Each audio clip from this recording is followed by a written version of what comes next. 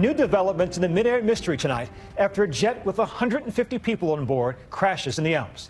This evening, an urgent search for answers has begun, and ABC's chief foreign correspondent, Terry Moran, is on the ground with the latest details on the investigation. Good evening, Byron. Here at the airport, family members have gathered, while out at the crash site in the French Alps, recovery workers are camped out overnight among the debris and the wreckage, waiting for first light to begin the grim task of bringing the loved ones home. Rescuers on board a helicopter flying high into the Alps, searching, hoping for signs of life. But sifting through the wreckage along the rugged ridges of this remote mountain area, some of the debris still smoldering, the plane just obliterated, it was clear all are lost. Scattered among the rocks, parts of the tail and the fuselage. You see the plane's windows and a bit of the Germanwings logo. Tonight, one of the black boxes found holding some of the clues of why Flight 9525 carrying 150 people mysteriously crashed. On board, 2 babies, families, and a high school group returning from a class trip. At the airport here in Dusseldorf, anguish, frantic relatives looking for news. The flight was a routinely operated route, only 1 hour, 37-minute flight from Barcelona in Spain to Dusseldorf in Germany. On the flight deck, the captain had more than 10 years of experience with 6,000 flight hours. But 44 minutes into the flight, something went wrong.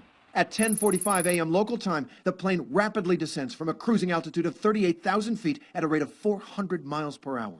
An emergency descent is usually something that we do if there's a rapid depressurization at altitude, because you can't breathe normally above 27,000 feet, even with an oxygen mask on in the back. So we got to get you down quickly. But also, you could end up doing an emergency descent for other reasons. For instance, you've got smoke in the cockpit, a suspected electrical fire, and you need to get down and ventilate the cabin and turn off the air conditioners. 10:53 a.m. The plane loses contact with French radar. In just a matter of minutes, the plane has reportedly dropped 32,000 feet.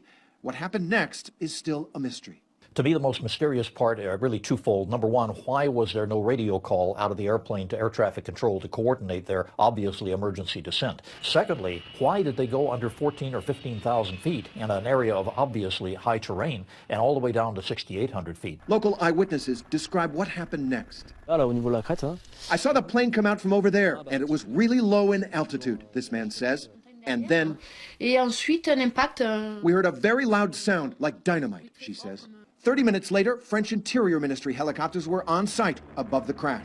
The plane involved was an Airbus A320, one of the most common in the world, with nearly 4,000 currently in operation. The fact is, these aircraft can go many, many decades of service before it's time to retire them. And this was a midlife aircraft in terms of the amount of time it had been in the air. At 6:26, the first images of the debris field broadcast on French television. Un Airbus A320 de la compagnie allemande Germanwings. News of the accident quickly spread to the El Prat airport in Barcelona, where the plane took off just hours ago. It's a terrible loss about those people who crashed in the airplane. And in the German town of Haltern, at this school, an unimaginable heartbreak. 16 10th graders and 2 of their teachers studying Spanish, returning home after an exchange program, and now they are all gone.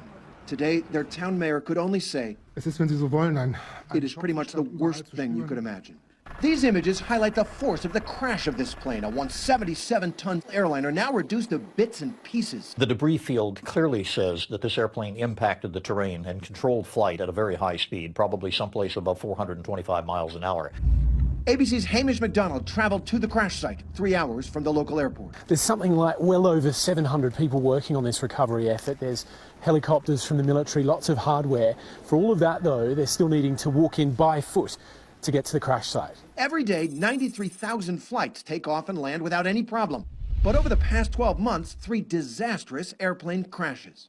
Last December, AirAsia Flight 8501, an Airbus A320, crashed into the Java Sea after allegedly stalling midair with 162 fatalities. That jet took off from Surabaya in Indonesia, soaring to an altitude of 32,000 feet. After leveling off, the plane encountered severe turbulence. The pilot apparently radios in, requesting to change altitude to 38,000 feet. Air traffic control tells him not to, but he appears to climb anyway. Then air traffic control suddenly loses communication and the plane is no longer visible on the radar. It vanished into thin air. 162 people, mostly Indonesians, all gone.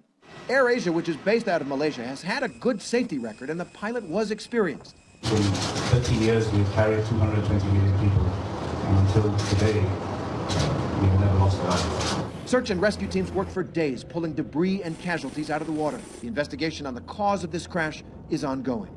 This month marks the one-year anniversary of Malaysia Air Flight 370, a Boeing 777 carrying 239 passengers and crew that mysteriously vanished from radar. The search has already cost $100 million, but so far only 40% of the planned search area has been completed. Despite this, officials are staying the course. We owe it to the families of the dead. We owe it to the travelling public to do whatever we reasonably can. This month, a new report indicated that the batteries on the black boxes triggering those important pingers had expired months before the plane went missing. And the focus now on the Germanwings flight that crashed today and those 150 people on board. At 8:03 p.m., the search and rescue operation ended for the day. 24 investigators camping out in near freezing temperatures. Tomorrow, the French president, the German chancellor, and the Spanish prime minister are expected to visit the crash site. Tonight, the families gathering here in Germany, looking for answers. For Nightline, I'm Terry Moran in Dusseldorf, Germany.